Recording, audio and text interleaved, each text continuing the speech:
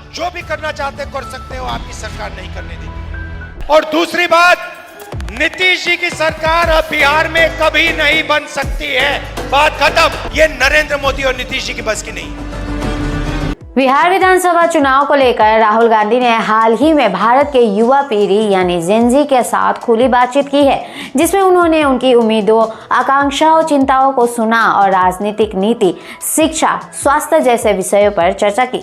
राहुल गांधी ने यह भी कहा कि देश के जेन-ज़ी को लोकतंत्र, संविधान और मतदाता चोरी जैसे मुद्दों पर जागरूक भूमिका निभानी होगी।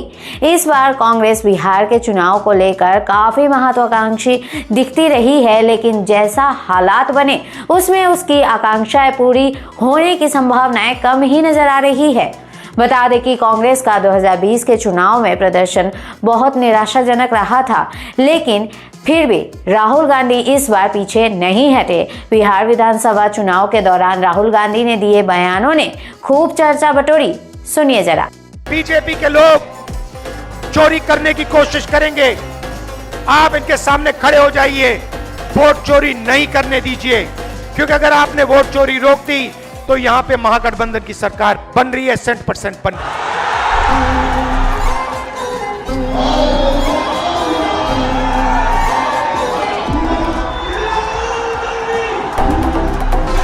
नीतीश जी की सरकार यहां नहीं है, रिमोट कंट्रोल की सरकार है, बीजेपी की सरकार है। और दूसरी बात, नीतीश जी की सरकार अब बिहार में कभी नहीं बन सकती है, बात खत्म। बिहार को एक बार फिर प्रगति करनी है। दुनिया के सबसे बेहतरीन कॉलेजेस और यूनिवर्सिटी यहां बनने चाहिए, दुनिया के सबसे बेहतरीन अस्पताल यहां बनने चाहिए। बिहार दुनिया का टूरिज्म सेंटर बनना चाहिए, फूड प्रोसेसिंग का सेंटर बनना चाहिए, इंडस्ट्री का सेंटर बनना चाहिए। ये नरेंद्र मोदी और नीतीश जी की बस की नहीं। इस सरकार में हर बिहारी की आवाज होगी। आज एक डाकिया के बेटा को, पोस्टमैन के बेटा को टिकट देके सर, आप इसका संविधान सभा का तमाम जनता की तरफ से, नौजवान साथी की तरफ से मैं आपका पैर तो नहीं पैर तो नहीं छूइए। देखिए, आप पोस्टमैन के बेटे हो और आपके पिता ने पूरी जिंदगी मेहनत की और अब आप यहाँ के एमएलए बनने जा रहे हो।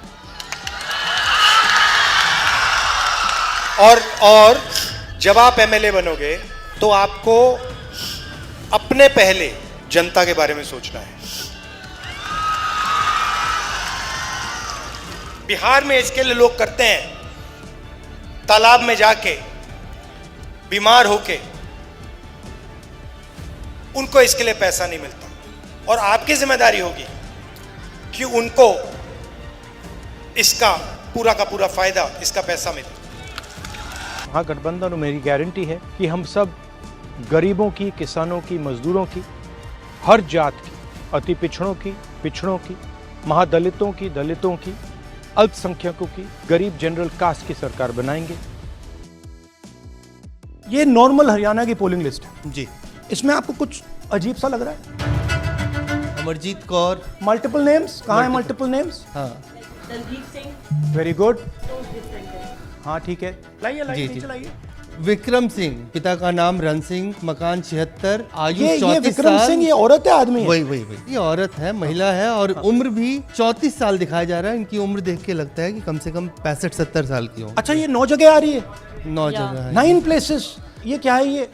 ये 3, 4, 5, 6, 7, 8, 9 दफे फिर से आई। फिर से आ गई रणदीप सिंह। ये कभी 80 साल की है? 80 साल की है रणदीप सिंह, संपूर्ण सिंह, 80 साल उम्र है इनकी। मतलब सेम पिक्चर है लेकिन अलग अलग डेटा है, नाम अलग है, एज नाम अलग है, कभी आदमी है, कभी अलग है, कभी एज है, कभी कुछ और है। ये फिर से आती है, मल्टीपल है, मल्टीपल। ये फिर से आई। है। ये सब 104 में रह रहे हैं, आप देखिए, ये सब 104, 103, 104, 103 मकान में रह रहे हैं। She appears 223 times in 2 polling booths. ये इलेक्शन कमीशन की लिस्ट है, हमारी लिस्ट नहीं है, ये हमारा है। This is the voter list of Haryana. This is the lies written inside the voter list of Haryana. We are showing you that the Haryana voter list is fraud, is rubbish. This is a central question. If this is flawed, elections are fundamentally flawed. आपको नीतीश कुमार जी ने देश का मजदूर बना रखा है। क्या आप पूरी जिंदगी मजदूरी करना चाहते हो?